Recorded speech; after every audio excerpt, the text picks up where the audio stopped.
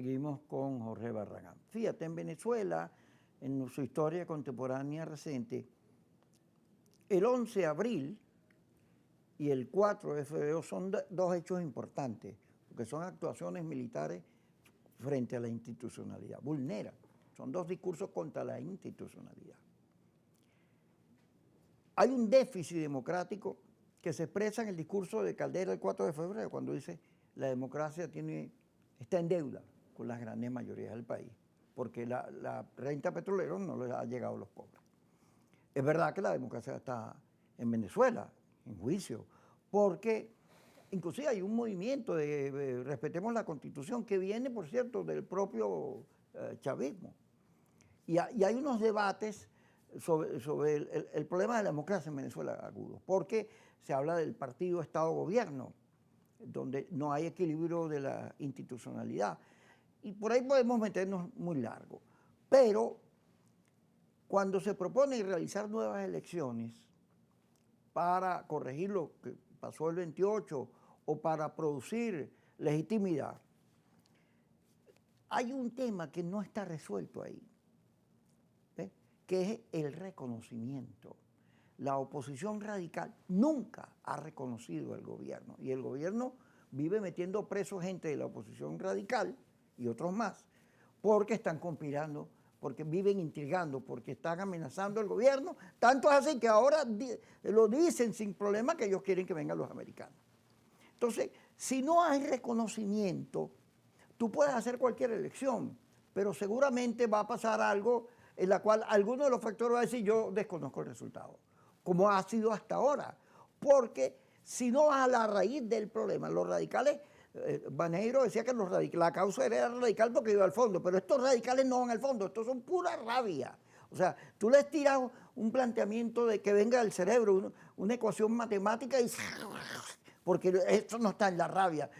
La rabia es el discurso fundamental de Venezuela hoy, lo que nos tiene partido como país. Si tú no atacas eso, si tú no te sientas a recomponer el sentido de país, de la venezolaneidad, si tú no comienzas por lo primero, no vas a salir de la crisis.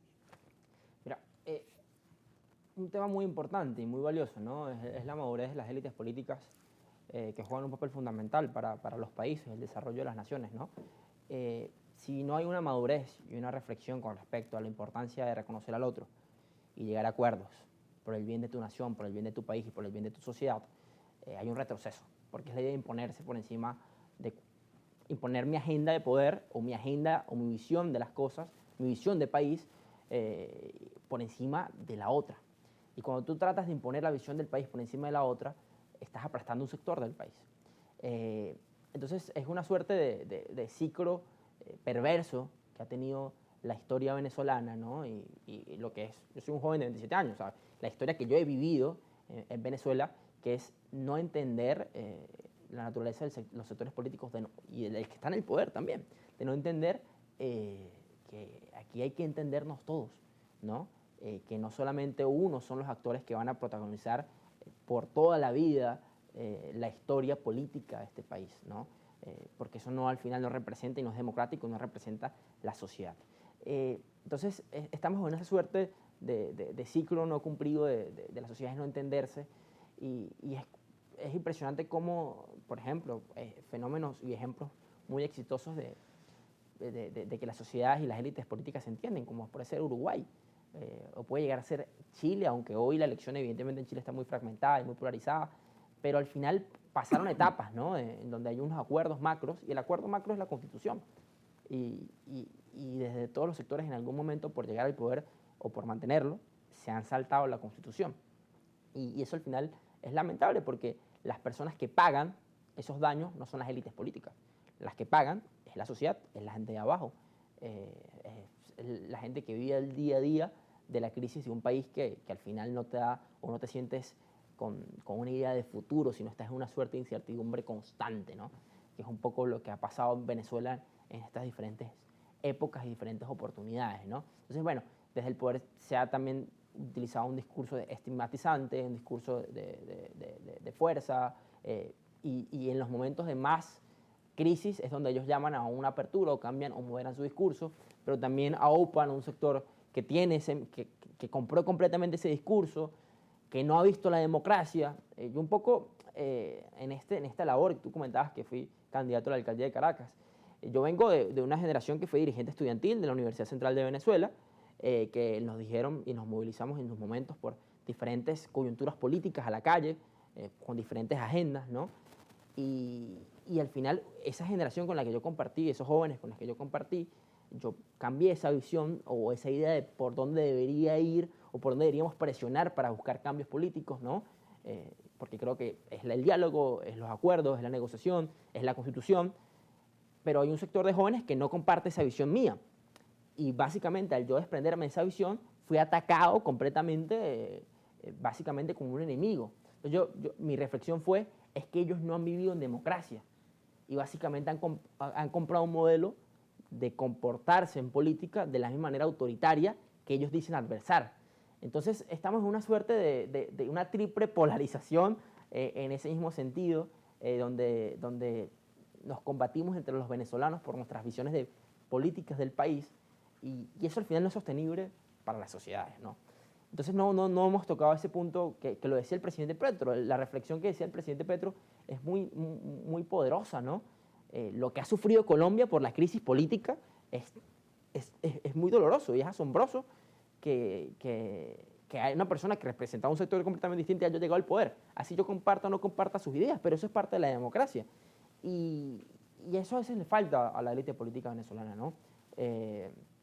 Esa capacidad de entender que si no nos entendemos, no hay futuro.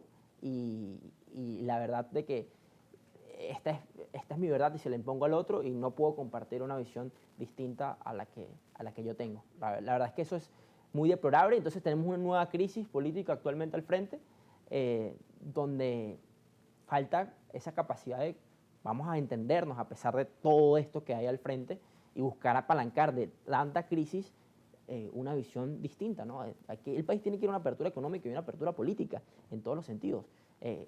No es un tema coyuntural electoral nada más. O sea, sí, pasa por lo electoral, pero pasa por rescatar el voto, pasa por rescatar las instituciones, pasa por recuperar el sentido de la democracia y la utilidad de ir a votar para la gente, pero pasa también por entendernos y que en este país podemos caber todos sin necesidad de tratarnos como enemigos. Así seamos diferentes, no necesitamos ser enemigos. Y eso es un poco una visión que en los extremos pareciera no escuchar, ¿no? Pareciera que es más fuerte la idea de imponernos, ¿no? Entonces esa agenda predomina en la opinión en las redes sociales, que pareciera que es la que hoy moldea la opinión pública en Venezuela. Fíjate, el Papa no solo en estos días se pronunció en contra de cualquier situación bélica que pudiera ocurrir, sino él define la paz. No la paz del premio Nobel, la paz del Papa es más o menos como tú dices. Primero, no se impone. No es un sector vencedor que secuestra, maltrata a los vencidos. La paz es desarme, la paz es perdón. Entonces, yo estoy muy en la idea del Papa.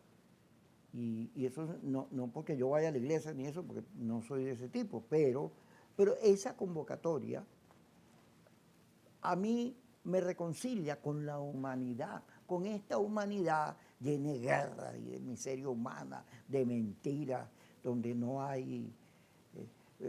los principios son garrotes para imponerse frente al que piensa distinto. Pero vamos a seguir en Venezuela, escogiendo entre A y B. En el abecedario está la A y está la B. Y desde la C hasta la Z hay muchas opciones. Aquí no hay que escoger entre uno u otro, aquí hay que escoger sobre la diversidad que hay el planteamiento en Venezuela, lo que somos como regiones, como país. Ahora eso es difícil porque puede ocurrir que los dos sectores en disputa, al que diga esto lo vean mal, no lo quiera, porque termina siendo la polarización una cosa que le sirve a radicales de A y a radicales de B. ¿Cuándo regresemos?